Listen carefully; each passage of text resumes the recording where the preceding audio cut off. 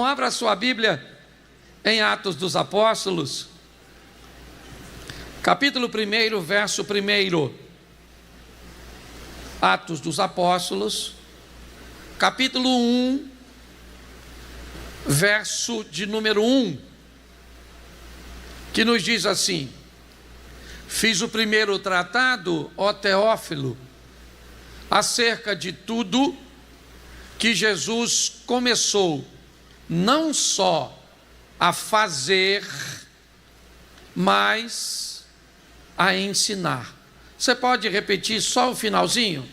Não só a fazer, mas... Agora, vamos lá. Não, pode deixar o primeiro, só o primeiro mesmo. Repita só o finalzinho. Não só a fazer, mas a ensinar. Feche os seus olhos. Senhor nosso Deus e Pai, em nome de Jesus, eis aqui a tua palavra, continue falando conosco. Usa-me como um canal de bênção nesta hora, pelo poder do nome de Jesus. Você pode dizer amém? Amém. Isso. Eu quero pegar essas duas colocações do escritor de Atos.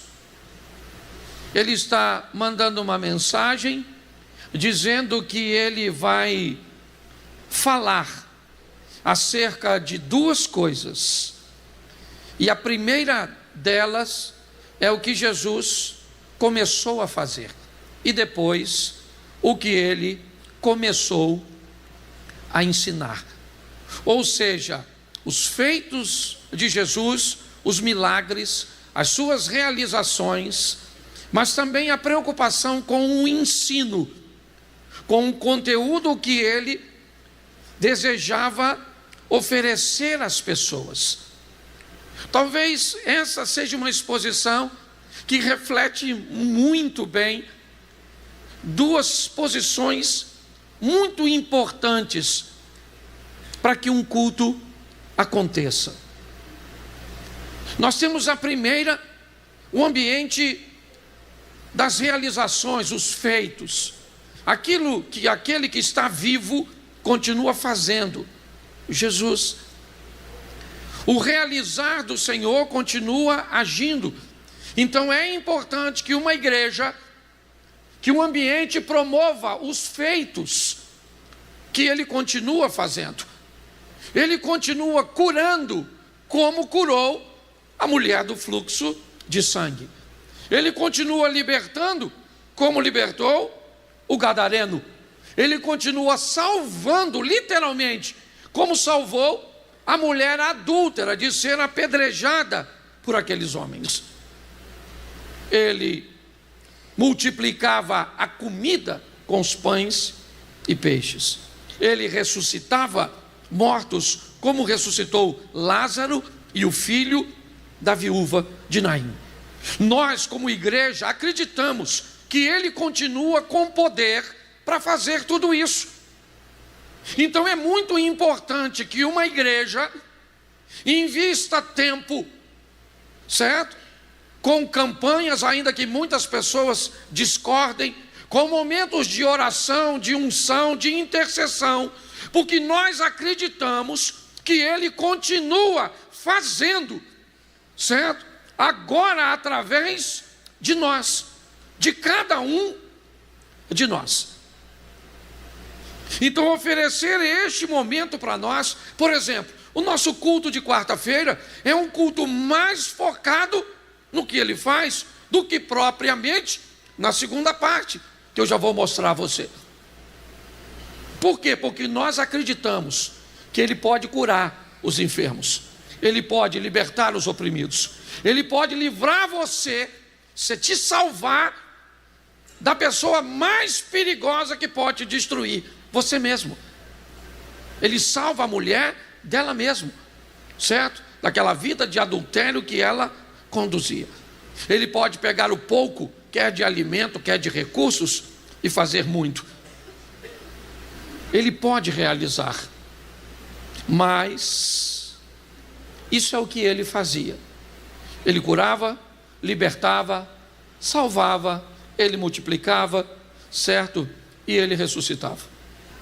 Mas eu quero mostrar um pouquinho dessa segunda parte que Lucas vai se referir. Mas não apenas vou falar do que ele fazia, mas também do que ele ensinava. Hoje nós temos muitas pessoas que sabem muito pouco a respeito de seus direitos, seus deveres, que têm muita informação e pouco conhecimento. Mas quanto mais nós conhecermos, estarmos atentos aos ensinos de Jesus, nós poderemos viver da melhor maneira aqui nessa terra e, mais do que isso, morarmos no céu. Uma das formas, você viu o Eduardo ministrando aqui na oferta, de nós mostrarmos a nossa comunhão com Deus, está na nossa obediência. A partir do capítulo 5 de Mateus, nós vamos ter um dos momentos que Jesus retira para ensinar as pessoas, seus discípulos e boa parte de seus ouvintes. Se você já foi a Israel, provavelmente você já foi levado ao lugar deste ensino, certo? Ao monte onde ele fez o sermão da montanha. Eu separei algumas coisas e eu não vou ter como falar de todas elas, vou falar de forma muito superficial, e vou mostrar aqui a vocês a preocupação de Jesus com o ensino sobre certas temáticas. E é muito importante que estejamos preparados com este ensino, porque senão o que ouvimos, certo, acaba se tornando verdade, ok? Vou te dar um exemplo, claro, antes de entrar no texto. Vamos lá, vamos voltar à quinta série e vamos lembrar que o planeta Terra tem 71% de oceanos e mar e 29% de terra.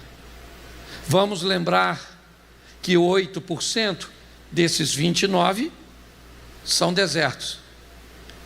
Vamos lembrar que quase 1,5 é gelo. Vamos lembrar que quase 9%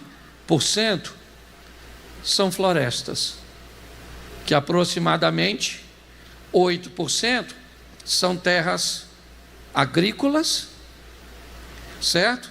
E para a criação de gado. Quando olhamos para tudo isso, descobrimos que as cidades representam apenas 0,8% do planeta.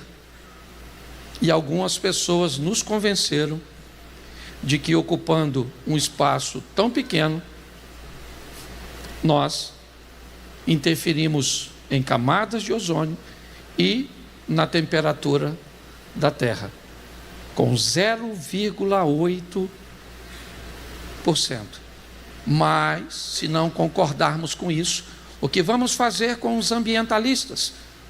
O que é que vamos fazer com toda essa estrutura que se criou em torno dessa informação?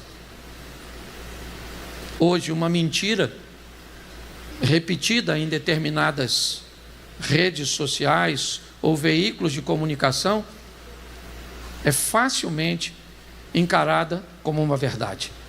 Hoje eu recebi a ligação de um policial de São Paulo, certo? Que conseguiu meu contato com outro policial aqui, certo? De uma delegacia, para me falar se o remédio que eu estou vendendo para diabetes na internet funciona mesmo. Você já ouviu eu vendendo remédio para diabetes? Alguém viu? Faça assim, por favor. Isso. Alguém viu eu vendendo remédio para os olhos? Já? Já tem um tempinho. Para os ossos. Tem um infeliz que ainda me botou vendendo remédio para impotência. O cara dos ossos, sabe o que o cara colocou, Geraldo? Olha só, a minha voz é inteligência artificial, porque eu agora comecei a usar o remédio para os ossos. Estão transmitindo, não estão? Pô, então legal, que isso vai ficar, porque eu não vendo nada na internet. O cara disse, olha só, olha para onde vai a situação, ok? Que supostamente eu falando que o remédio me ajudou porque eu não estava conseguindo ajoelhar para orar. O cara não tem nenhum temor de Deus. O outro colocou a minha voz dizendo que eu não estava pegando a esposa. Realmente eu nem estou, mas não precisa falar. Não é verdade. Mas não é nem por dificuldade, não. É pelo motivo, o mesmo motivo seu que é casado. Você está entendendo? Porque eu sei que você estava rindo de mim, mas eu sei como funciona. Você está entendendo? As coisas tomaram um vulto impressionante. Porque me parece que as pessoas estão pedindo, me enganem. Porque às vezes é notório que é uma mentira, certo? Mas enfrentamos dificuldade. Jesus se concentrou aqui a falar de alguns temas importantíssimos que nós não podemos negligenciar. O primeiro deles é a oração. E Jesus fala duas coisas no capítulo 6 de Mateus sobre oração. A primeira, ele vai dizer onde orar. E a segunda, ele vai dizer como orar. Olha a preocupação. Primeiro, onde? Capítulo 6, verso 6. Coloca, por favor. Isso. Mas tu, quando orares, entra no teu aposento, fecha a tua porta, ora ao teu pai que está em secreto, e teu pai que vê em secreto te recompensará publicamente. Presta atenção no que Jesus está falando aqui, ensinando na verdade. Quando você for orar, busque ir para um ambiente onde nada consiga roubar a sua atenção. Olha o que ele diz: entra num quarto, fecha a porta. Olhe bem, o que ele está dizendo é: elimine toda distração, tudo aquilo que possa tentar roubar a atenção que naquele momento deve estar totalmente direcionada para Deus. Entendeu? Às vezes nós pensamos que dá para orar em qualquer lugar. Não. Segundo Jesus, é importante, porque o que nós vamos fazer é um ato poderosíssimo, e inevitavelmente o mal vai tentar, desde causar barulhos externos até barulhos internos. Quem é que nunca já foi fazer uma oração e começou: Senhor meu Deus, e a cabeça: amanhã eu tenho que acordar cedo. Pai poderoso, entra com providência, eu nem jantei. Já aconteceu isso com você? Então Jesus ensina onde orar, ok? Onde?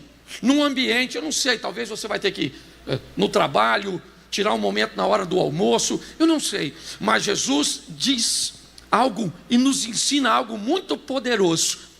Vá para um ambiente onde a possibilidade de roubar a sua atenção, de te distrair, seja praticamente erradicado. Evite os barulhos, evite as vozes. Então é o que ele diz: tu, quando orares, entra no teu aposento, fecha a tua porta e ora ao teu pai que está em secreto. Ah, pastor, eu não consigo orar. Ah, eu não tenho ânimo para orar. Ah, eu não sei como orar. Bom, quer aprender? Vai para um lugar quietinho. O que é? Vai orar antes de sair de casa, porque lá é o teu local mais secreto. Então você vai acordar mais cedo, ok? As crianças estão dormindo, ou depois que as crianças dormiram, eu não sei. Mas segundo Jesus, não dá para fazer algo tão poderoso como a oração em qualquer ambiente. Posso ouvir um amém? Amém. Segundo, como orar? Então eu já sei onde, tá certo? Agora como eu vou orar? Coloca o verso 9, por favor. Isso. Portanto, vós orareis assim: Pai nosso que estás no céu. Deixa eu começar só por aqui, eu não vou me deter em todos os pontos, mas é muito importante a primeira frase dita por Jesus ao ensinar a oração. Qual é? O Pai é nosso de quem? Nosso de todos. O Pai é pai de quem você gosta e de quem você não gosta. O Pai é pai de gente que você acha que merece e de gente que você acha que não merece. O Pai é pai de gente que você acha que presta e gente que acha que não presta. O Pai, Ele é pai de heterossexuais, certo? De homossexuais. O Pai é pai de ateu. O Pai é pai de muçulmano. O Pai é pai de cristão. O Pai é pai de judeu. O Pai é pai de quem tem uma religião de matriz africanas. O Pai, preste atenção, na conscientização, o nosso é uma habilitação, dizendo que todos podem acessar a oração. Todos. Tá certo? Então, todos podem orar. Jesus está dizendo isso. Orem no lugar onde nada roube a sua atenção, ok? Porque o que você vai fazer é poderosíssimo. Eu estou falando isso a via de regra. Obviamente que em algumas situações você não terá como fazer isso, por questões emergenciais. Mas como rotina, evite ambiente barulhento, criança correndo, pessoas gritando, buzina acontecendo, rádio ligado, música ligada. Tudo deve ser afastado, porque esse é um momento poderosíssimo, que quem pode fazer, segundo ele ensinando? Todos. Tá certo? Então o Pai é nosso. Quem falar isso, está dizendo que Ele é pai de todos, independente de quem seja. Ele é o pai da sua ex-esposa, do seu ex-marido. Ele é pai de sua sogra. Ele é pai daquela pessoa que te distratou, que te traiu, que te aborreceu. Você está entendendo? Esse é um ensino poderosíssimo que nós precisamos aprender de imediato. Posso ouvir um amém? Segunda coisa que Jesus vai ensinar, ainda, certo? E voltando um pouquinho, mas no capítulo 5, que é onde começa o Sermão do Monte, capítulo 5, verso 44, ele vai nos ensinar a amar. Eu, porém, vos digo: amai a vossos inimigos, bendizei os que, fazei bem aos que, orai pelos que vos, para que sejais filho do vosso Pai que está nos, isso aí, certo? Então nos ensinar a amar. Amar quem?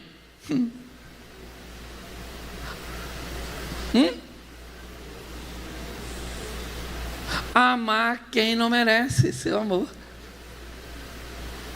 Isso é que é difícil, porque amar quem te ama é mole, sim ou não? Claro. Mas amar quem te aborrece, quem fala mal, esse é um texto muito esquisito. Amar o seu inimigo, amar as pessoas que falam mal de você. Ele está ensinando isso. falando para os discípulos, até porque ele sabia que se os discípulos vão dar sequência àquilo que ele está fazendo, eles vão ser perseguidos. Então Jesus vai ensinar o amor ao próximo. E quem é o próximo? Aquele que está na sua frente, aquele que apareceu, aquele que está perto de você, naquele momento. E normalmente, quem vem para te ensinar a amar, não são pessoas fáceis, não. É gente esquisita mesmo. Fofoqueiro. E preste atenção, não é Satanás não, hein? É Deus. Por exemplo, você é uma pessoa respeitosa, que detesta que as pessoas ultrapassem o limite. Quem é que Deus coloca no seu caminho? É exatamente a pessoa que você não gosta. Você gosta de alguém que fala baixo, vai trabalhar do lado de alguém que grita. Você não se mete na vida de ninguém. Quem é que aparece na sua vida? O fofoqueiro. Sim ou não? Para você e eu aprendermos a amar. E é difícil. Para alguns mais. Tem gente que não consegue perdoar. Nem sei como é que vai ser esse negócio. Jesus falou, se você não perdoa, eu também não te perdoo. Eu fico imaginando na fila do inferno a confusão que esse troço não vai dar. Você veio.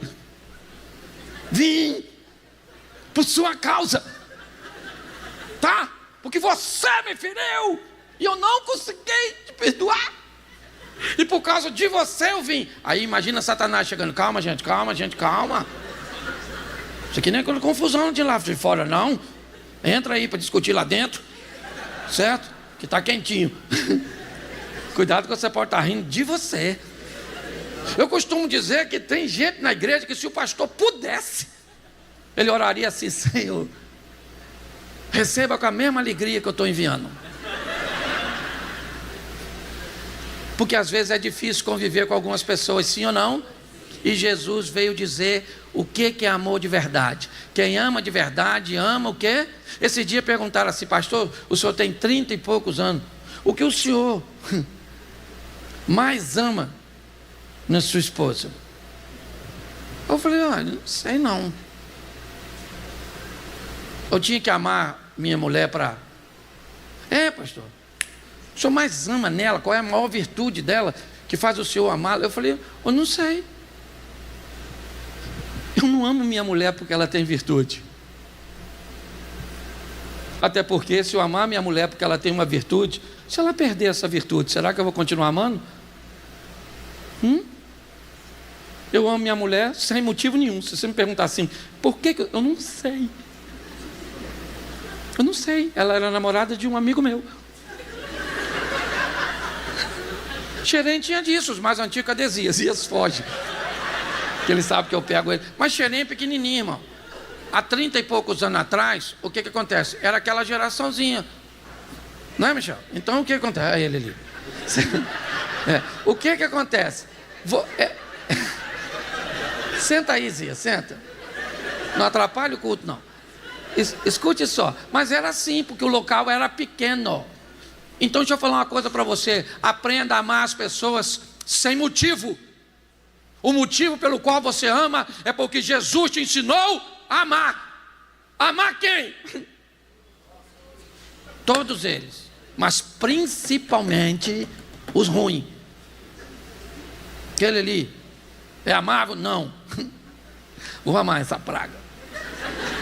Vou amar essa peste. Meu Deus do céu, tem que amar isso? Não é possível. Você está rindo, mas o assunto é sério. Ele disse aqui: ame quem? Os seus amiguinhos. Ame as pessoas que falam que você é gente boa. Ame aqueles que gostam muito de você. Orai por aqueles que oram por você. Não, ore pelo que te maltrata, te persegue, certo? Te odeia você, fala mal de você. Eu acho que eu nem devia ter colocado esse versículo aqui. Mas ele está dizendo: aprenda a amar. Fala, amar. E tem que aprender com ele. Porque com os outros, quem está do seu lado aí, tu não aprende não. Se você perguntar, meu marido fez isso, isso, isso, isso comigo, o que você acha que eu faço? Se for perguntar a Jesus, o que ele fala? Perdoa. Se você perguntar às vezes quem está do seu lado, se fosse eu, já tinha matado esse infeliz, já tinha esfregado a cara dele no vidro quebrado. Então amar, a gente precisa aprender, sim ou não? Sim. Terceiro, para não deter muito, ofertar. Ele não ia perder a oportunidade de ensinar também sobre isso. Mas uma coisa que ele fala aqui, normalmente a gente acaba não falando. Verso 23 ainda do capítulo 5. 5:23, eu botei fora de ordem aqui já, proposital. Vamos lá? 5:23. Isso. Portanto, se trouxeres a tua oferta ao altar e te lembrares que teu irmão tem alguma coisa contra, vamos lá, verso 24, deixa ali diante do altar a tua oferta e vai reconciliar-te primeiro com teu irmão e depois vem e apresenta a tua. Isso é algo que Jesus está ensinando acerca da oferta. Quer ofertar? Entende o princípio da oferta? Descubra algo que pode bloquear a sua oferta. Um problema com seu irmão. E preste atenção, eu não sei se você notou, não é se você tem algo contra teu irmão, é se teu irmão tem algo contra você. Olha só, seria muito mais fácil se você tem algo contra teu irmão, resolve ali, você e Deus, e oferta. Não é assim. Se teu irmão tem alguma coisa contra você, não interessa se ele está certo, se ele está errado, não é isso. Olha só. Por quê? Porque está tudo aqui, está tudo entrelaçado. Eu acabei de falar de perdão.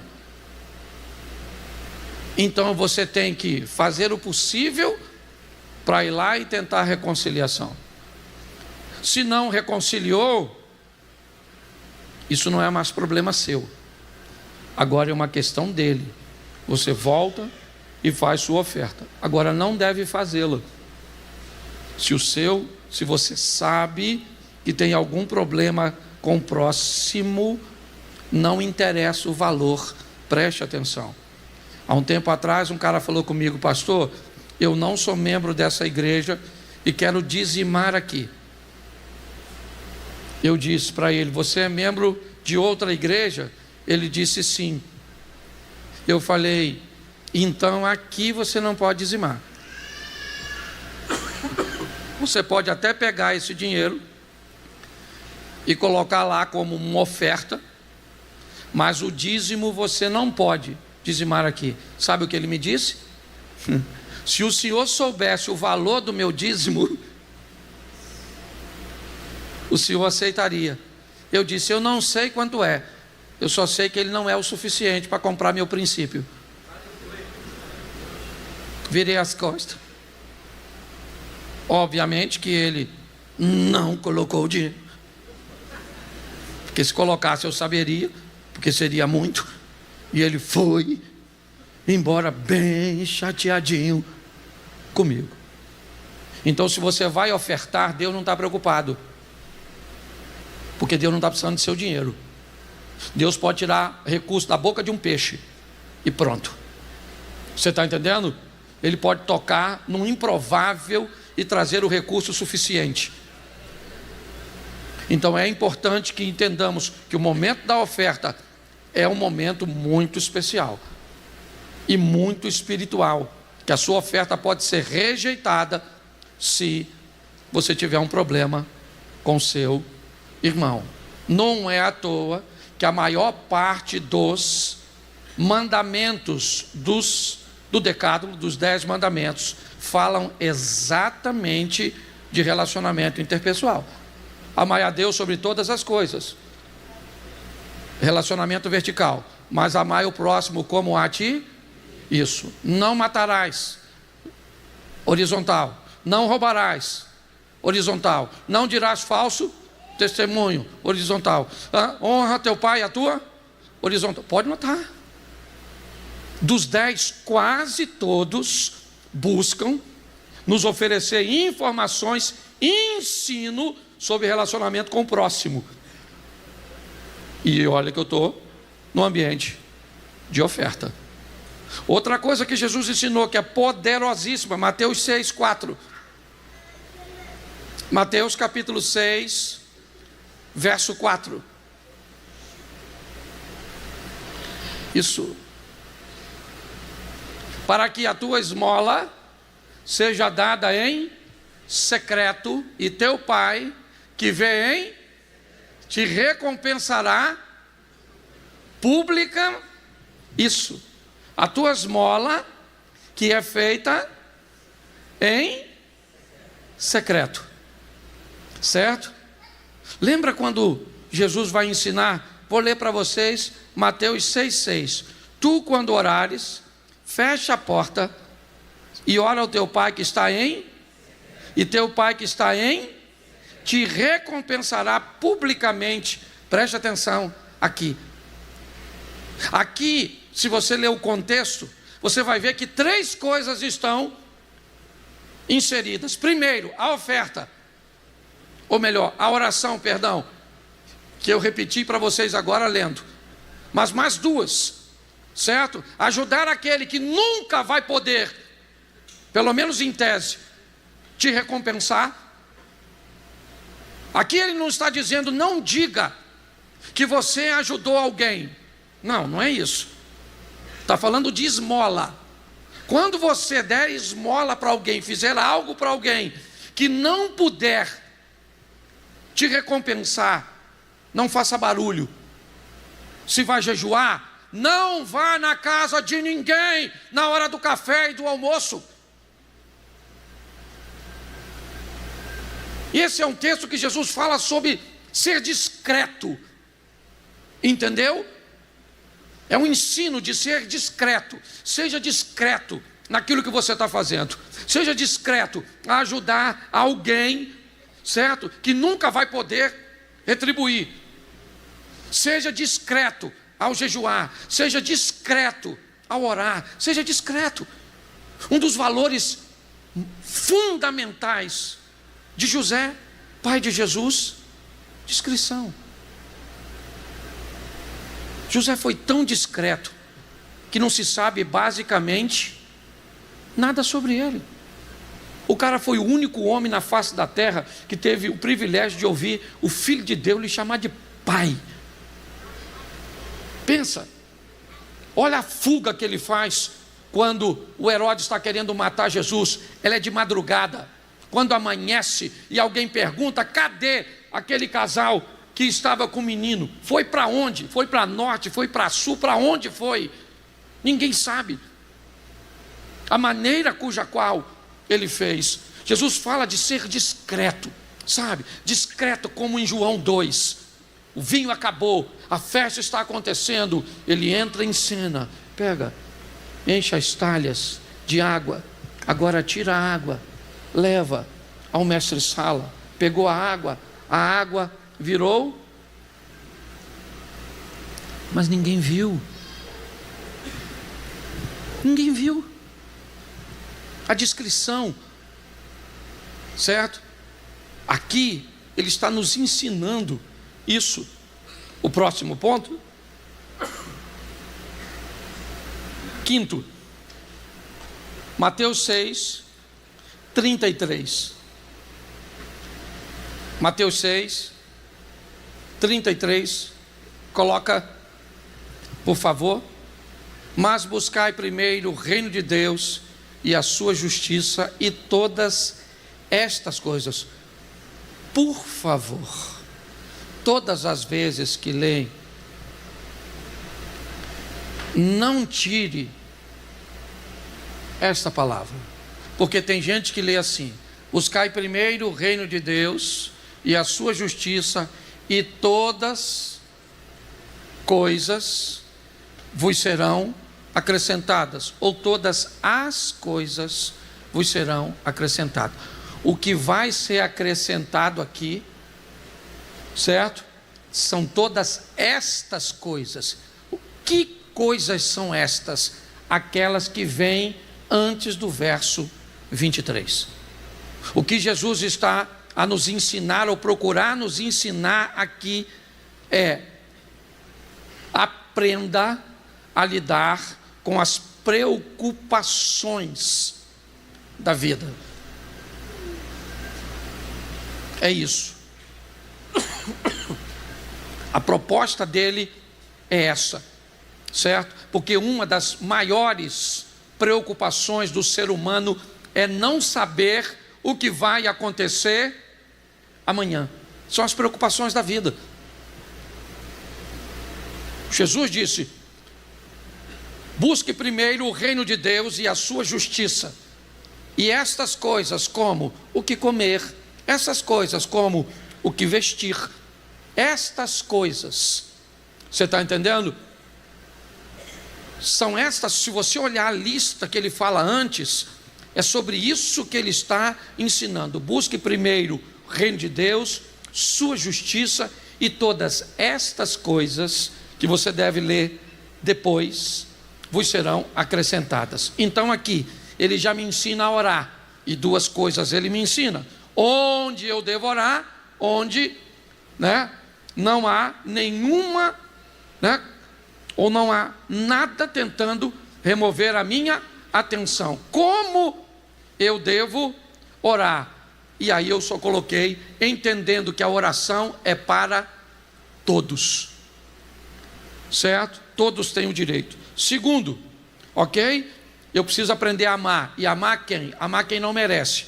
Amar aquele que me trata como inimigo. Eu preciso aprender a ofertar, entendendo que independente do valor que eu coloco e do entendimento que eu tenho, meu relacionamento para com o próximo está bem ligadinho com a minha oferta. Ele também nos ensinou agora a discrição, ok? E por último, a aprendermos a lidar com as preocupações da vida. Mas agora o capítulo 7, o verso 1, olha o que ele fala: não julgueis. Para quê? Para que não sejais. Agora ele fala sobre julgamento. Aprenda, não julgue ninguém. Ninguém é melhor que você, ninguém é pior que você. Cuidado com isso. Cuidado com julgar pessoas. E Jesus diz isso: não julgueis, para que não sejais julgados. A Bíblia nos ensina que a medida cuja qual nós medimos, nós seremos medidos. Então temos que aprender a lidar com isso. Certa ocasião, um homem foi fotografado. Ele estava montado num cavalo bonito, e na ponta da corda de seu laço tinha um garoto de 4 anos, e ele puxava o garoto de 4 anos por aquela corda. O menino estava todo esfolado quando alguém tirou a foto. A foto foi enviada para um jornal, e aquilo virou manchete no dia seguinte, que um monstro montado num cavalo amarrou uma criança e estava puxando aquela criança pela corda. Diversas, centenas, milhares de mensagens chegaram sobre o monstro do cavalo que puxava o menino. Mas, no mesmo ambiente, alguém trazia uma filmadora, e de uma outra posição conseguiu pegar uma outra imagem. E a imagem da filmadora pega uma senhora saindo de casa, chamando pelo nome de um menino, gritando, e cada vez mais que ela não ouvia nenhuma resposta, ela gritava mais alto pelo nome do garoto. Nos fundos da casa dela tinha uma ribanceira.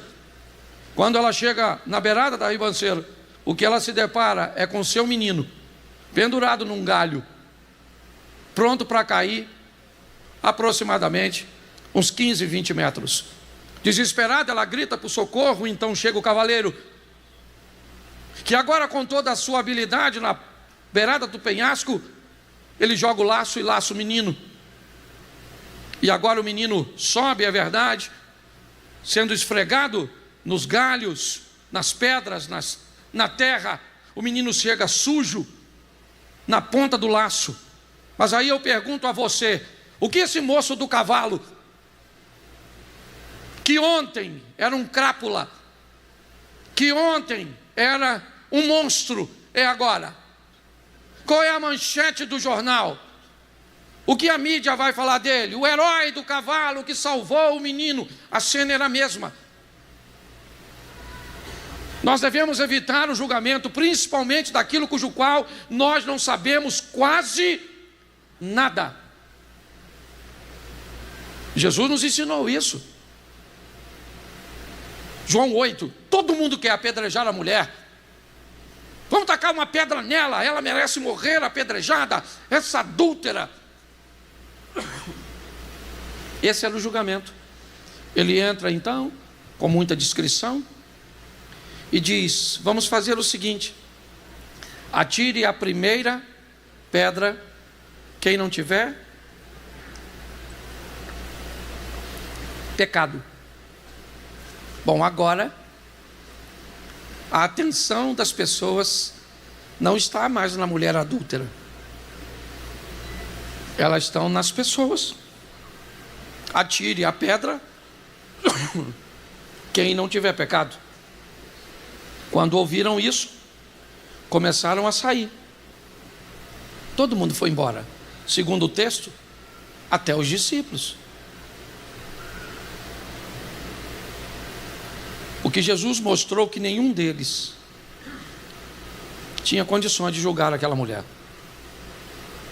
Cuidado ao julgar um irmão.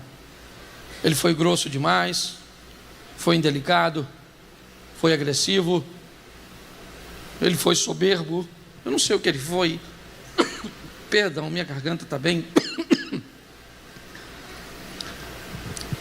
Eu não sei o que ele foi naquele momento. Eu só sei que Jesus me disse, e disse a você: não julgue, para não ser julgados. Talvez um dos maiores ensinos seja o último. Mateus, capítulo 7, verso 15. E a gente termina aqui. 7,15. Acautelai-vos, porém, dos falsos profetas, que vêm até vós vestidos como ovelhas, mas interiormente são lobos devoradores.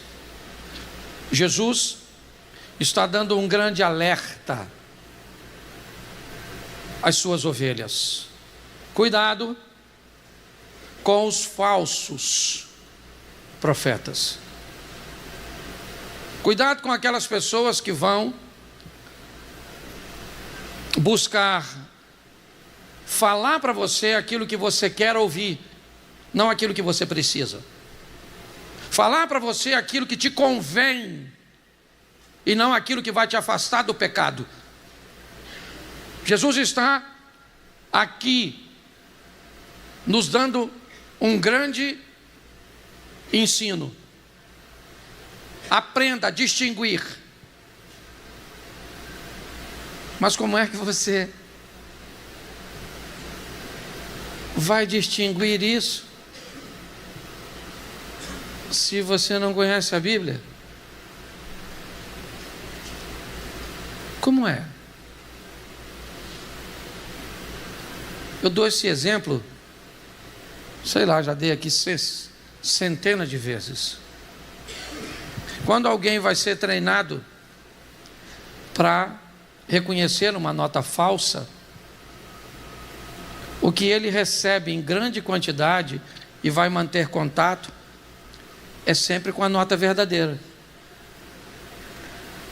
Porque é o contato excessivo com a verdade que ensina ele a reconhecer a falsa. Eu não sei se você já viu um bancário contando nota.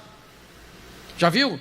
Ele pega, levanta, normalmente na frente do dono, ok? Para que seja num campo de visão, para que você, que entregou o dinheiro, esteja na frente dele vendo, e ele conta na sua frente. Você já notou que de vez em quando ele para numa nota e coloca aquela nota separada e continua contando? Sabe o que aconteceu com ele? Quando aquela nota passou na mão dele, o toque dele, a sensibilidade dele, certo? Despertou nele a desconfiança de que aquilo podia ser. Então ele separa, conta todas as notas e agora sim, ele vai pegar a próxima nota ou aquela nota e aí ele vai fazer o reconhecimento. Ele vai olhar algumas marcas, ele vai olhar algumas coisas que ele também aprendeu, que o ajudam a descobrir se é verdadeira ou falsa. O grande desafio hoje da maioria das pessoas, eu trabalhei com um cara que dizia: vocês crentes têm um problema, vocês leem muito sobre o pouco e falam muito sobre o pouco que leem. Ele era bem crítico, mas um homem muito inteligente, muito culto. Não era sábio, mas era inteligente e culto. De qualidade de vida ele não tinha nada, de sabedoria bem bagunçado, mas ele era muito inteligente e muito culto. Mas ele mostrou realmente que às vezes nós conhecemos muito pouco sobre a nossa fé. E aí somos presas fáceis a esse ambiente onde todo mundo se tornou especialista. A internet é cada um ensinando do seu jeito. Eu sei que pode ser um grande desafio para você, mas não tem jeito. Você vai ter que conhecer.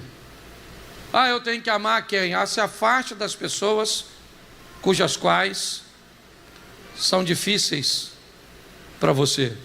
Não por esse motivo de não amá-las. Pode ser por não fazer parte do seu ciclo, por não ser compatível. Mas pessoas maduras, elas não descartam pessoas, elas simplesmente reposicionam pessoas. Descartar é uma coisa, reposicionar é outra. Então, se aprendermos isso, um ambiente de culto é um ambiente de cura, de libertação, é um ambiente de milagres, onde Deus tem liberdade de agir, e aqui Ele tem. Mas, lembra? Lucas, capítulo 1, verso 1, falando a Teófilo, vou falar daquilo que Jesus começou a fazer e a ensinar. Quer ter uma vida equilibrada? Acesse esses dois ambientes: o ambiente que ele faz e o ambiente que ele ensina. Você pode ficar de pé? Uma palavra ardeu no meu coração essa noite, e se eu tivesse um tema para colocar nessa mensagem, eu diria que o tema é vozes que eu preciso discernir. Muitas vezes nós não temos um entendimento muito claro de nossas experiências com Deus, com esse mundo tão subjetivo e muitas vezes aparentemente inacessível que é o mundo espiritual, onde a maioria das coisas parece sempre estar coberta por uma névoa, onde nós quase sempre não temos uma visão muito clara do que precisamos fazer, quando precisamos fazer. Administrar nossa vida de uma forma assertiva, no presente, fará com que no futuro eu gaste menos energia para corrigir minhas falhas. Hoje muitas pessoas que não observam sua vida sob esse prisma, sobre essa ótica, inevitavelmente acabam sofrendo muito. Volta e meia eu encontro casais que estão lutando para viver bem por erros cometidos há 2, 3, 4 anos atrás. Ou seja, já fazem 4 anos, 5 anos, que o que eles estão fazendo é tentando consertar algo que aconteceu lá atrás. E muitas vezes isso acontece porque não conseguimos empregar as decisões certas que gostaríamos de utilizar, mas que nem sempre elas são tão claras como nós gostaríamos que elas fossem. As vozes muitas vezes se misturam. E eu peguei aqui algumas vozes, até porque o nosso tema tem a ver com surpresas, e vozes, na verdade, surpreendentes, e cada uma delas traz consigo uma mensagem embutida, implícita, certo? Naquilo que está sendo dito, e que muitas vezes passa por nós despercebido. Por muitas vezes, provavelmente, você se perguntou como uma serpente poderia ter falado com Eva. Mas se você parar para pensar, e hoje eu vou te mostrar, uma jumenta também conversou com Balaão. Uma sarça também conversou com Moisés. Uma voz é narrada no profeta Isaías capítulo 30, 21, dizendo que por detrás de ti você vai ouvir uma voz. Os céus se abrem e todos os que ali estão no batismo de Jesus ouvem uma voz que vem do céu. Porém, cada uma dessas passagens e episódios, eles trazem consigo uma experiência que me parece continua ecoando, continua acontecendo. A voz da serpente, ou seja, o que estava acontecendo ali, ainda continua acontecendo hoje. A voz da sarça, certo? Que passa uma mensagem, também continua falando.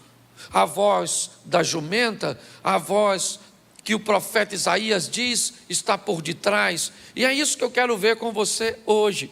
Porque nós nos perdemos em meio a tantas vozes. Às vezes não conseguimos identificar e por isso tomamos decisões equivocadas nos nossos negócios, nos nossos relacionamentos interpessoais, na nossa dificuldade de compreensão, muitas vezes ministerial. Por isso, sempre as coisas parecem ser ou serem muito obscuras. E eu quero só refletir e mostrar para você qual é o propósito. Nós estamos agora olhando para o jardim do Éden, e uma voz está ali de forma contínua todos os dias, buscando impulsionar o homem a tomar decisões corretas, a agir de forma assertiva, a se posicionar colocando em ordem tudo aquilo que Deus criou. Aliás, a voz do jardim, a voz da criação, ela ainda continua ecoando. Animais, onde quer que estejam, de espécies diferentes, trazem consigo muitas vezes, ou sempre no seu DNA, características, instintos, que os impulsionam a repetir comportamentos, mesmo vivendo em continentes diferentes. O que nós descobrimos é que a voz do Criador que estabeleceu tudo isso ainda continua sendo ouvida. Mas eu quero mostrar a vocês, coloca para mim Gênesis 3, verso 1. Gênesis 3, 1. Ora, a serpente, que era mais astuta que todas as animarias do campo que o Senhor Deus tinha feito, esta disse à mulher: é assim que Deus disse: não comereis de toda a árvore do jardim? Preste atenção. Eu aprendi uma coisa: todas as vezes que você encontrar um líder, uma liderança, alguém forte em liderança, essa pessoa vai ser extremamente preparada para perguntar. Porque líderes são movidos por perguntas, e liderados são movidos por respostas. Liderados estão sempre querendo saber o que está acontecendo. Eles precisam das respostas.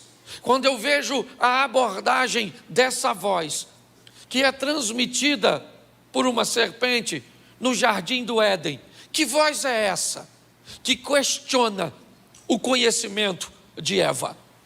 O que a serpente quer saber é o que ela sabe sobre a desobediência, o que ela sabe sobre desobedecer. E nada melhor do que testar o seu conhecimento sobre a verdade antes de lhe oferecer uma mentira. Nada melhor do que tentar saber o que você sabe sobre Deus, sobre o Espírito Santo, sobre a fé, sobre a santidade, sobre a comunhão, antes de atacar você. A pergunta da serpente parece sem sentido, mas faz todo sentido, porque essa pergunta ainda continua hoje acontecendo nos nossos ouvidos. Talvez não mais por uma serpente, mas talvez por um post, talvez por um vídeo, talvez por uma propaganda, talvez por um fake news. Por que não dizer? O que a serpente faz, a voz, ela quer saber o que Eva sabe sobre comer das árvores dos jardins. E aí ele pergunta, certo? É assim que Deus disse: não comereis de toda a árvore que está no jardim? E a mulher disse, no verso 2, coloca o verso 2, e disse a mulher à serpente: dos frutos das árvores do jardim comeremos, mas do fruto da árvore que está no meio do jardim, disse Deus: não comereis dele, nem nele tocareis, para que não morrais. Preste atenção, deixa esse texto aqui, porque aqui nós temos uma meia verdade e uma meia mentira. Não há indício nenhum, biblicamente, antes dessa narrativa de Eva, de que Deus tenha dito que não podia tocar no fruto. O texto dizia apenas que ele não deveria ser comido. Quando ela acrescenta algo que Deus não disse, que talvez pode ter sido transmitido a ela pelo próprio Adão, para mantê-la longe de problemas. Por muitas vezes, é de nosso hábito fazermos assim com nossos filhos, com aqueles cujos quais nós queremos proteger. Damos uma informação que ela não é verdadeira, mas que tem um cunho muito benéfico de afastarmos as pessoas do mal. O que nós precisamos entender é que quando falamos algo que não deveríamos dizer, pois isso acaba sendo uma mentira, uma informação falsa, diante de um embate contra o pecado, isso pode depor contra nós. O que a serpente está descobrindo é que Eva não sabe o que está dizendo. E se ela não sabe o que está dizendo, se ela não conhece a verdade de verdade, vamos persuadi-la contando para ela uma mentira. Porque preste atenção, a fala de Eva diz o seguinte: não toca nem come. Beleza, tá jóia. A serpente diz para ela: isso não é verdade. O que Deus sabe é que no dia que você comer, seus olhos vão se abrir. Nesse momento, Eva é impulsionada a colher da árvore o fruto, e aí ela vai se deparar com a mentira do texto que ela mesma disse. Quando ela pega o fruto e não morre, isso já coloca em xeque o que ela acredita ser como verdade. Se ela não morreu pegando, provavelmente não vai morrer comendo. Pastor, que voz é essa? Que é a voz da serpente no jardim. Essa é a voz da desobediência. Pastor, como é que eu reconheço a voz que me impulsiona a que eu desobedeça? Não é muito difícil reconhecer essa. Talvez a voz da desobediência seja uma das mais fáceis de se reconhecer. Porque depois que você faz, você precisa esconder o que você fez. Se você quer saber se deve fazer algo, veja o que você pode fazer depois que cometeu o ato.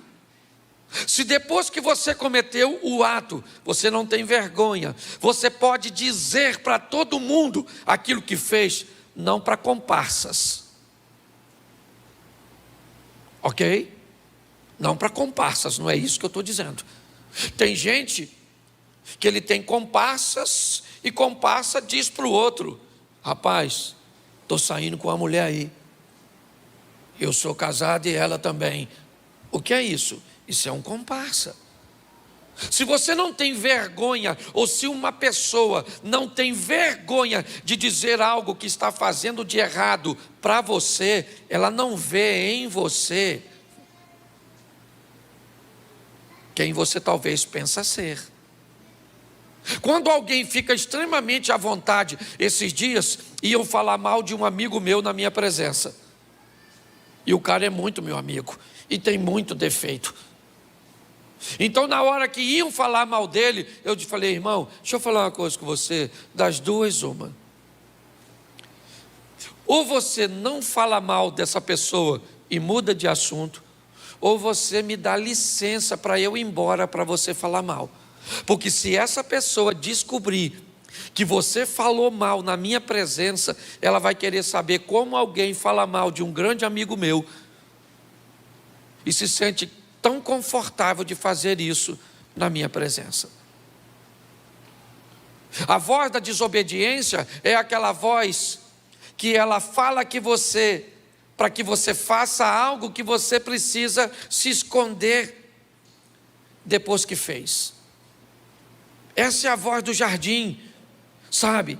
Essa é a voz que Davi ouviu quando estava caminhando do palácio: pegue a mulher de Urias, mas esconda-se. Essa é a voz que Ananias e Safira ouviu: venda, dê só parte, mas guarde o restante em segredo e não fale para ninguém. Hoje nós ainda temos, por muitas vezes, em muitas ocasiões, a voz da desobediência nos impulsionando. E a voz da serpente: nossa, pastor, a serpente falava? Não, ela não falava, ela fala, porque a serpente é o mal, ela não morreu, ela está viva, ela fala o tempo inteiro. Basta ter uma oportunidade para falar ao teu ouvido: se prostitua, roube, certo? Seja promíscuo, faça isso, faça aquilo. Que voz é essa? Essa é a voz da desobediência. Ela me parece que também saiu do jardim do Éden para continuar falando aos nossos. Gente, eu não estou falando de privacidade, não é isso. Ah, pastor, então você está querendo dizer que tudo aquilo que eu falo todo mundo tem que saber? Não, você tem a sua privacidade, você tem as suas coisas, e eu entendo. Não é de privacidade que eu estou falando. Eu estou falando de comportamentos cujos quais você sabe que se disser para outra pessoa, você vai ser reprovado. O tempo inteiro nós precisamos saber como vamos proceder com essa voz, pois essa é a voz da desobediência, e pode ter certeza que ela vai falar todos os dias ao seu ouvido. Posso ouvir um amém? Amém. Pois bem, segundo texto, Êxodo, põe para mim, capítulo 3, verso 4. Essa é uma das vozes que as pessoas mais tentam discernir. Êxodo 3, 4. E vendo o Senhor que se virava para lá a ver, bradou Deus a ele do meio da sarça e disse: Moisés, Moisés. E ele disse: eis-me aqui. Olha para mim. Eu nunca vi tantas pessoas tão preocupadas com a voz da sarça como com a voz da serpente. Mas pastor, a voz da sarça, bom, meu irmão, se uma sarça está pegando fogo e começa a falar, se é sarça ou se é cobra, que dane-se, que vai dar medo e vai ser estranho, vai ser uma surpresa. Vai, eu estou lá pastentando minhas ovelhinhas, uma sarcinha pegando fogo, até aí está beleza. De repente uma voz sai da sarça: Cláudio. Que sarça maluca é essa que fala? Que voz é essa que sai da sarça? Essa é uma voz que vem conversar com Moisés. O que ela vem falar para Moisés? Algo que sempre foi muito confuso para Moisés: o tempo certo. A voz da sarça não é a voz da desobediência, mas é a voz de fazer a coisa certa, porém na hora certa. Alguns anos atrás, Moisés achava-se o libertador.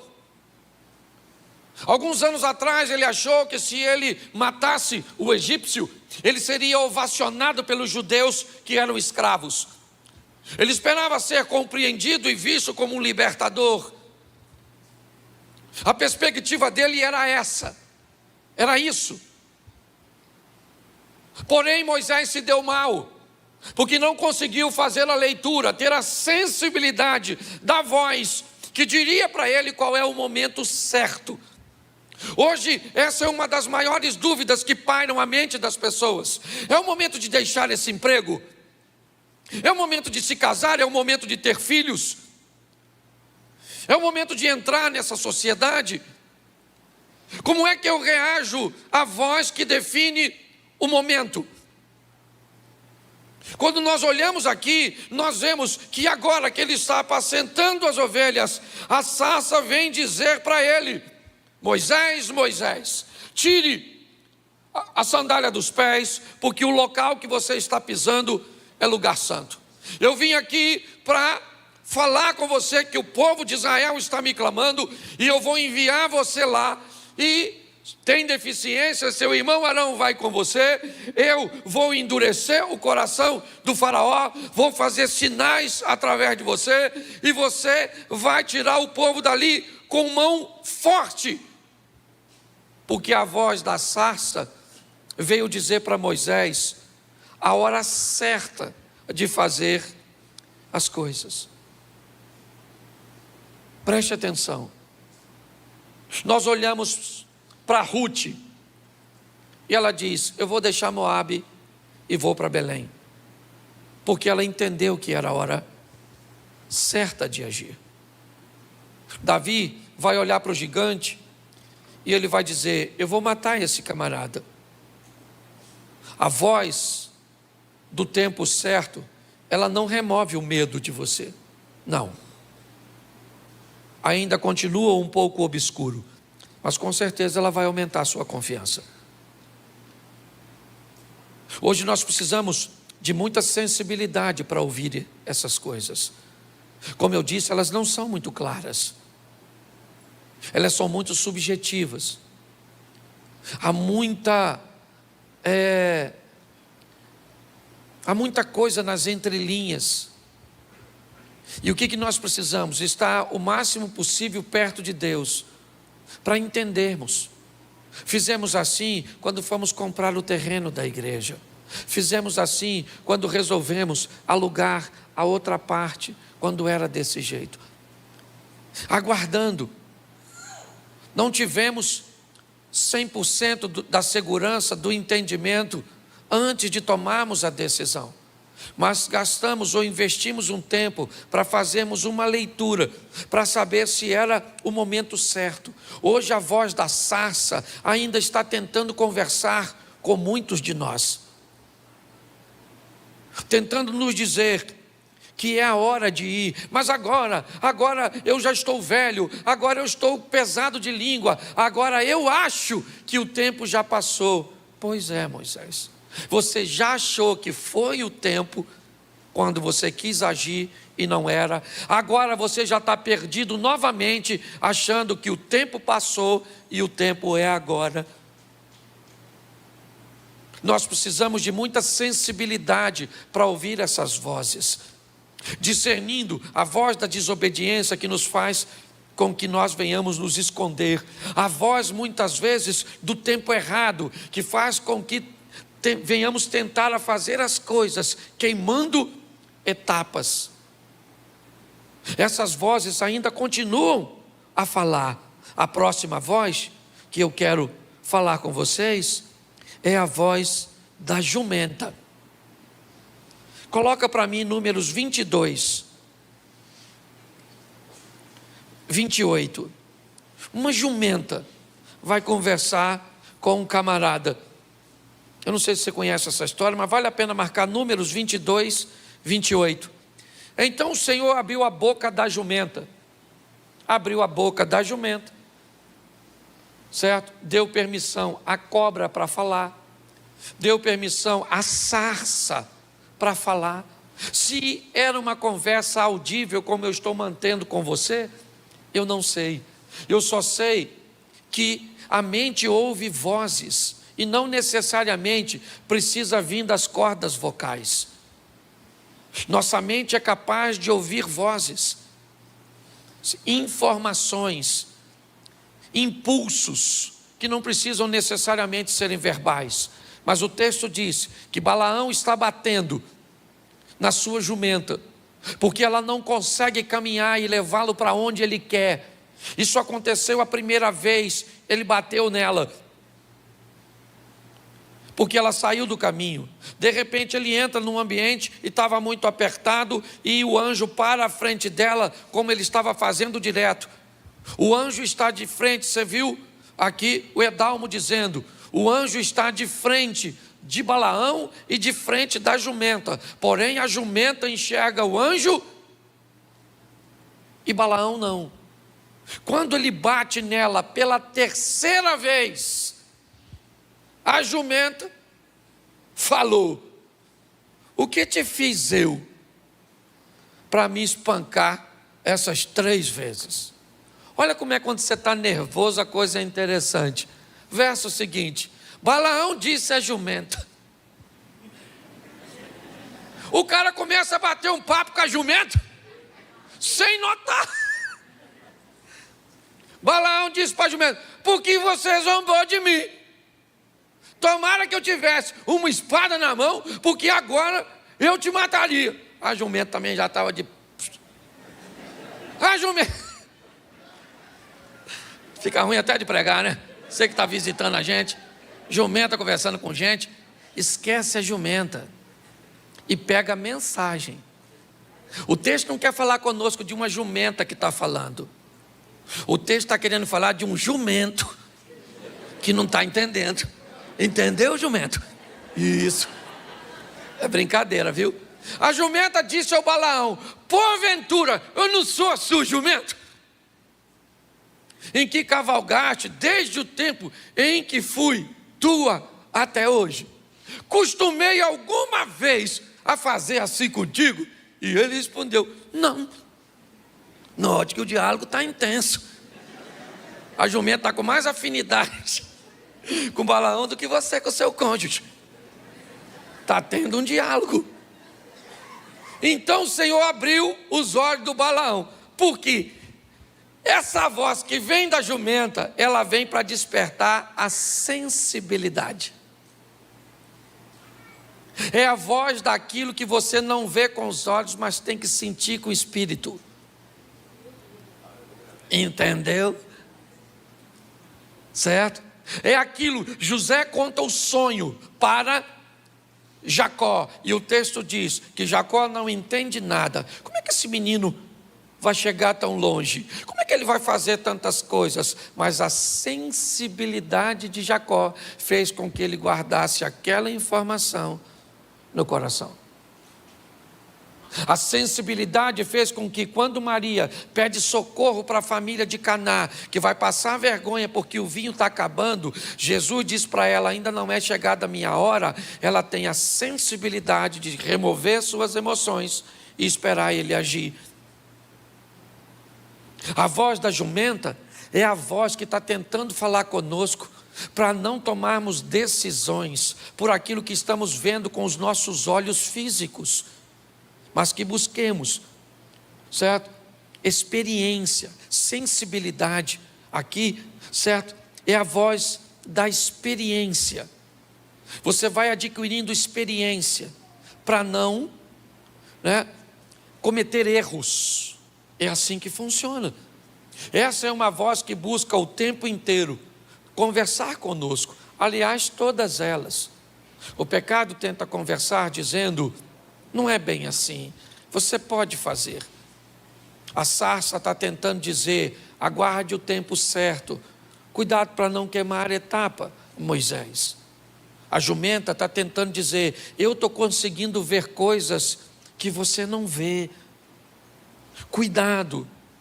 São as vozes de alerta que tentam conduzir a nossa vida a um ponto de diminuirmos a nossa margem de erros, ou cometermos erros em áreas da nossa vida que não nos gerem tanto prejuízo.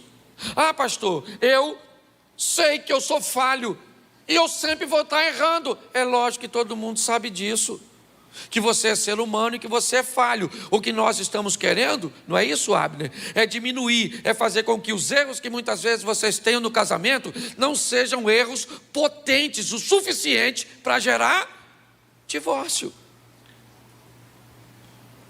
O que nós queremos é que os erros que você pode cometer em seu ambiente profissional não sejam fortes o suficiente para levar você para uma crise financeira. Os erros que você pode cometer no que diz respeito à sua saúde não te leve a uma doença séria para você morrer. O que nós estamos buscando oferecer a você é a voz da sensibilidade, aquela voz que é capaz de enxergar aquilo que seus olhos não enxergam. Às vezes você está perto de alguém apto, treinado para discernir ambientes cujos quais você não está. É muito comum nós vivemos isso.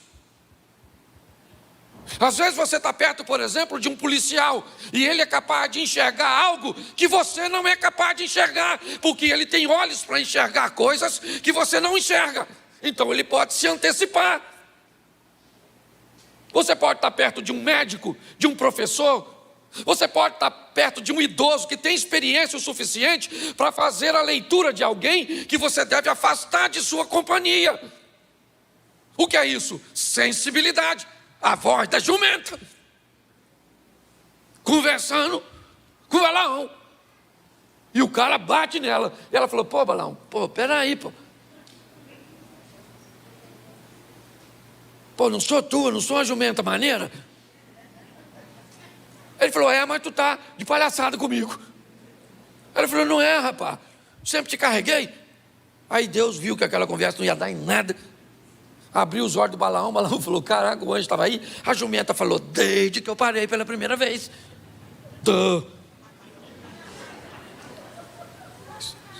Deus está o tempo inteiro querendo conversar com a gente, nos dando sensibilidade. Certo? Vamos aqui? Isaías capítulo 30, verso 21. Isaías 30, 21.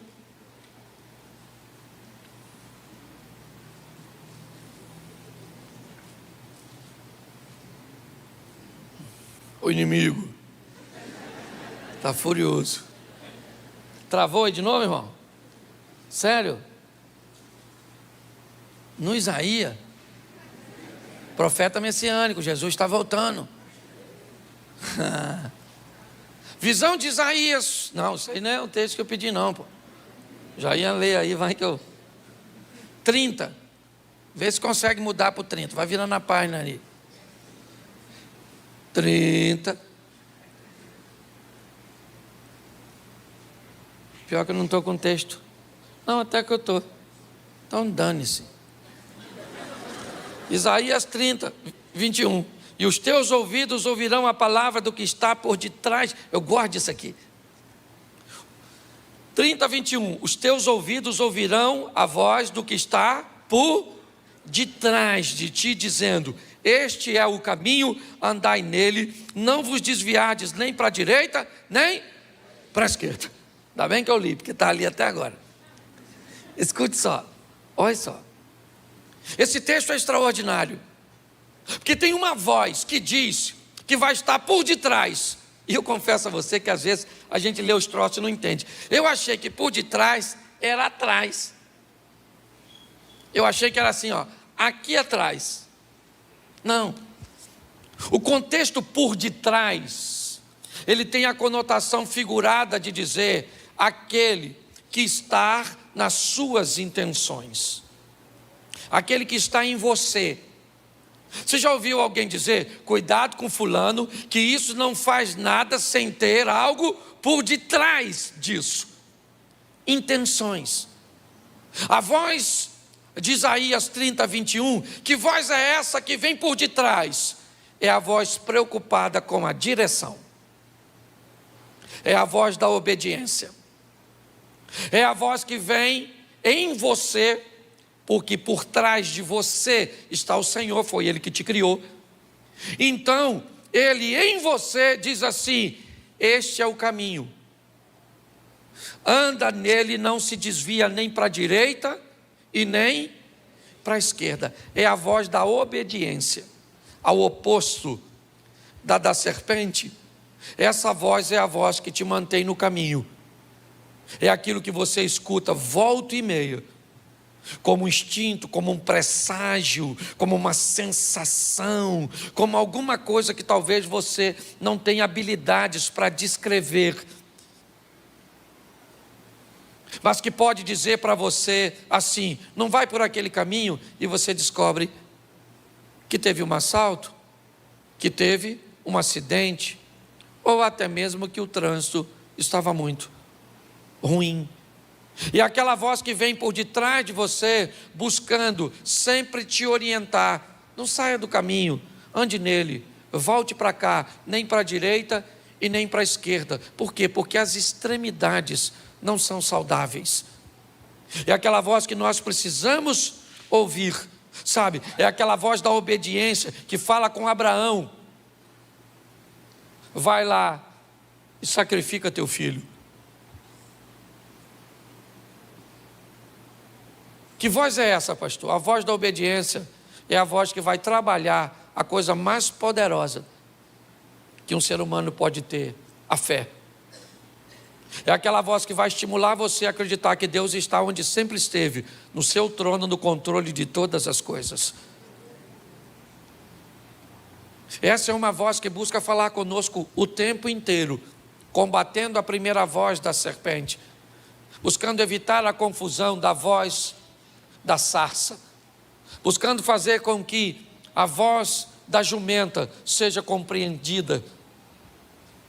Deus está buscando o tempo inteiro nos manter no caminho, nos dar a direção correta. Hoje eu vejo pessoas, você sabe que os 5 livros hoje no Brasil que mais vendem, eles falam de como ganhar dinheiro. Você sabe que o movimento hoje que mais cresce no Brasil é o movimento para treinar pessoas para ficarem ricas. E você sabe por que isso acontece? Porque pessoas estão há tanto tempo fazendo coisas erradas que descobriram que jogaram o seu tempo fora e agora estão com muita pressa para ganhar dinheiro.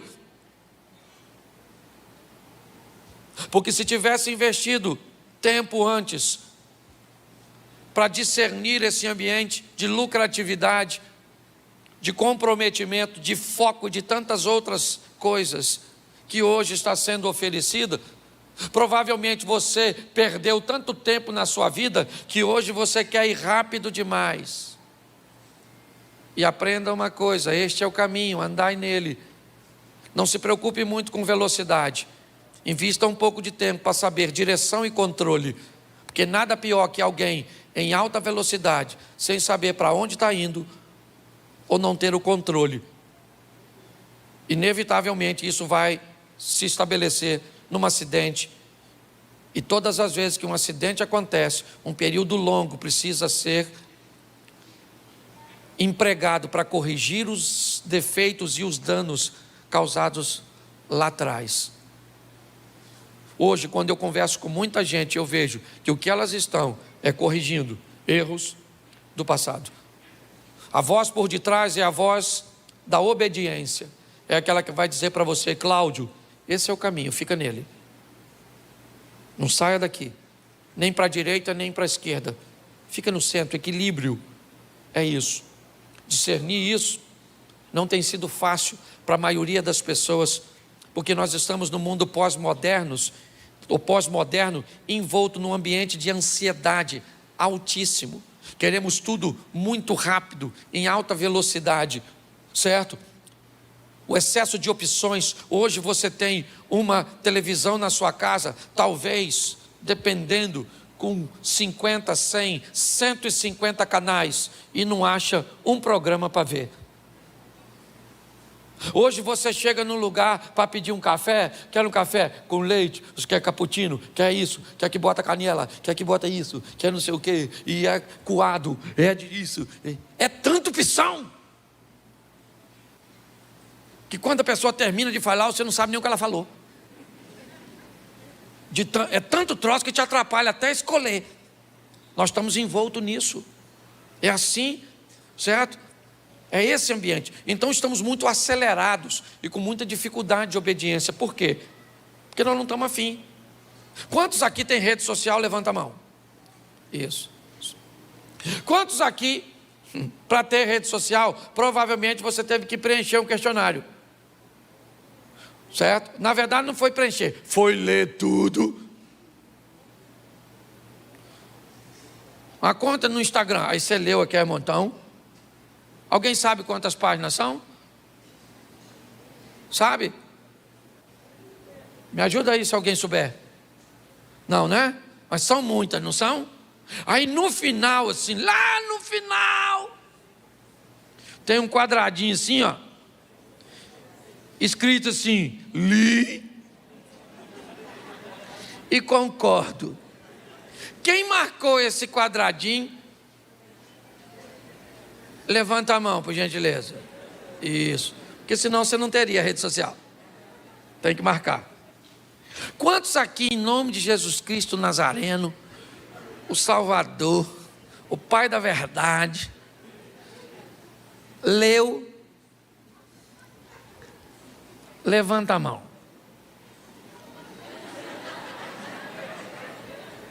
Ninguém leu? Mas você marcou que leu? Por quê? Que demora. Você está muito ansioso. Nós temos que ler isso tudo. Lá está escrito assim: sua alma vai para o inferno, você vai se lascar. E você diz assim, ó, li e concordo. Pensa se tivesse escrito isso. Essa ansiedade da gente. Agora, eu estava brincando, Felipe, meu filho está ali, Mary aqui, eu recebi da minha mulher um áudio. Eu não sabia que no WhatsApp tinha um negócio que acelera. E aí eu acelerei sem saber. E ela me mandou um áudio. Quando ela me mandou um áudio, eu fiquei indignado. Porque é que ela estava falando naquele tom, naquela velocidade tão agressiva. E aí eu falei, gente, que a mulher não está bem, sabe? E aí, olhando, eu chamei Felipe e falei para o Felipe: filho, o que aconteceu com sua mãe? Escuta aqui esse áudio. Aí botei, ele começou a rir. Aí ele foi, deu um toquezinho, tuf, voltou para e aí ele botou para funcionar. Aí eu falei, nossa, como você conseguiu acalmá-la?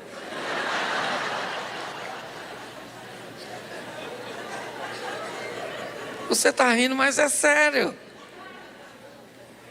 Ô gente, nós estamos despreparados para lidar. Nós estamos num ambiente de ansiedade tão grande. Quem aqui bota No 2x, levanta a mão.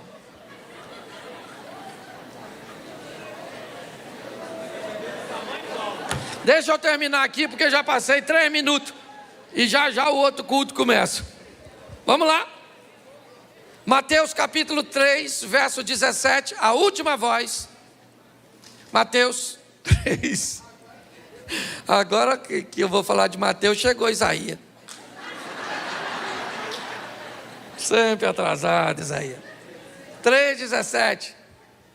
Eis que uma voz dos servos dizia: este é meu filho amado, em quem me compraste. Preste atenção, essa é a voz uma voz que vem do, e diz algo. Para que essa voz quer dizer, pastor? Essa voz é a voz que tenta dizer para mim e para você qual é a nossa identidade. Esse é meu filho. Por que essa voz precisa ser tão forte, principalmente nos dias de hoje? Porque há uma descaracterização, há uma informação praticamente global, tentando convencer você que você não é. Por exemplo, eu sou feliz. Não é. Você não pode ser feliz, Elias. Porque se você for feliz, você quebrou a banca, você rompeu com o sistema. Ninguém pode ser feliz no mundo globalizado, porque se você é feliz, você para de comprar, você para de consumir. Se um produto te satisfaz plenamente, ele faz com que você não compre o próximo produto. Hoje, eu acho que não hoje, Daniel chega na Babilônia e Aspenaz diz: a partir de hoje seu nome não é mais Daniel, é Beltesazar. O que é isso? Roubar a identidade. O propósito é descaracterizar. Nós temos que estar atento a essa voz, porque logo assim que Jesus escuta isso: você é meu filho amado, em quem me comprazo, ele vai para o monte do precipício, o monte da tentação, ao lado de Jericó, e o diabo pergunta: se você, ou melhor, é uma afirmação, meio que um questionamento, se você é o filho de Deus, diga para essas pedras se tornarem em pães. Se você não souber quem você é, querido, basta você frequentar um local que tenha muita pressão e ele deforma você. Ou você descobre quem você é, ou você vai para uma universidade e vai se tornar quem você não é. Ou você descobre quem você é, ou você vai para um ambiente onde a pressão é muito forte e inevitavelmente ele vai descaracterizar você. Ou você descobre quem você é, ou você ganha dinheiro e se transforma em quem não é. Essa é a grande verdade. Essas são as vozes que falavam na Bíblia e que continua falando conosco. Que vozes, pastor? A voz da desobediência pela serpente, a voz do momento certo da sarça, a voz da sensibilidade, a da jumenta, a voz da obediência, a que vem por detrás, que está em você, certo? E a voz da identidade. Que possamos sair daqui em busca de uma comunhão com Deus, para que sejamos mais sensíveis a discernirmos essas vozes, para que possamos ser mais assertivos e gastemos mais tempo vivendo e empreendendo para o futuro do que consertando e sofrendo pelo passado.